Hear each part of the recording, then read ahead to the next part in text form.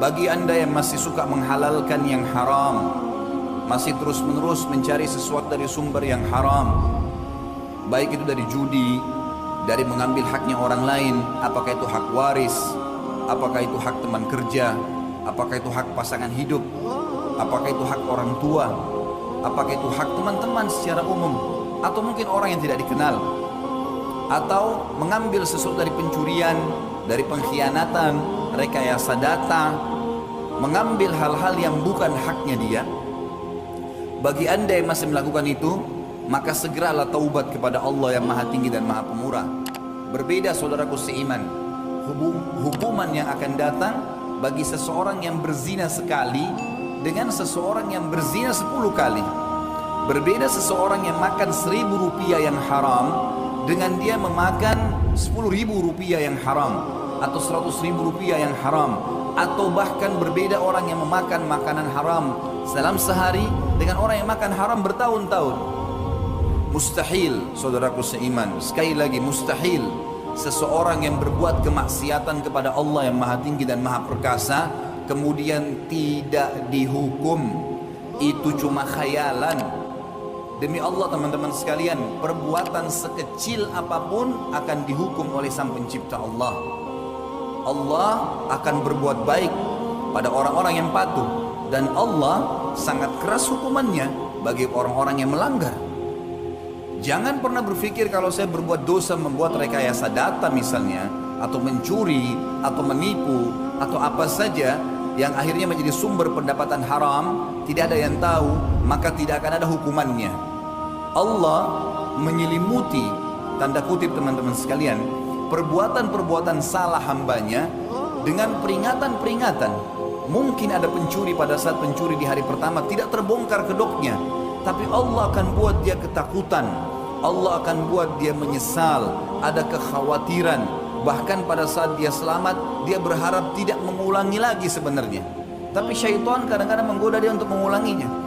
Allah tidak menghukum secara langsung, tapi kalau dia mengulanginya, maka Allah SWT akan datangkan dan hukuman berat.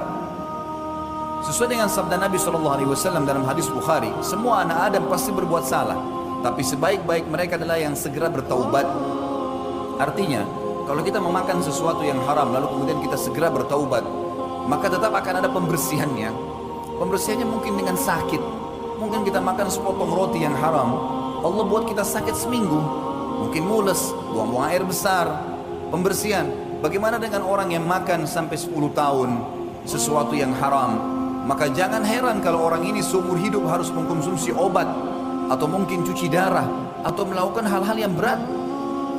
Kalau orang memahami ini teman-teman sekalian, kalau semua kemaksiatan kepada Sang Pencipta akan dibawa pengawasannya dan pasti dihukum, tidak akan pernah bisa lepas dari Sang Pencipta Allah. Jangan heran pada saat Anda sudah bertaubat kepada Allah, sudah taubat nasuha, dan dulu sebelum taubat kita pernah menggunjing seseorang, menceritakan aibnya. Sekarang setelah taubat ternyata kita juga digunjing oleh orang lain. Jangan heran, karena itu adalah hukuman pembersihan terhadap kesalahan kita, padahal kita sudah bertaubat kepada Allah. Jangan heran pada saat kita sekarang sudah bertobat kepada Allah, kemudian kita baru beli HP jatuh hilang, atau mungkin dompet kita hilang, atau kita mendapatkan duit kemudian hilang. Jangan heran, coba muhasabah. Dulu sebelum saya taubat pernah mengambil barang orang tidak? Allah Subhanahu wa taala akan membalas. Dan yang perlu digarisbawahi teman-teman sekalian, semua balasan yang datang kepada seseorang yang melakukan kemaksiatan jauh lebih berat daripada perbuatannya. Kalau seseorang berzina 1 jam di hotel, demi Allah teman-teman sekalian, hukuman Allah akan datang kepada dia bukan juga 1 jam. Dia sakit misalnya, Allah datangkan sebulan dia sakit, sebulan 30 hari gara-gara 1 jam, 60 menit dia berbuat zina. Bahkan bisa 10 tahun Allah hukum. Jangan pernah menghayal, jangan anggap remeh. Dan kita menganggap Allah itu maha pengasih, tapi kita lupa kalau Allah sangat keras siksaannya. Ini kebodohan teman-teman sekalian.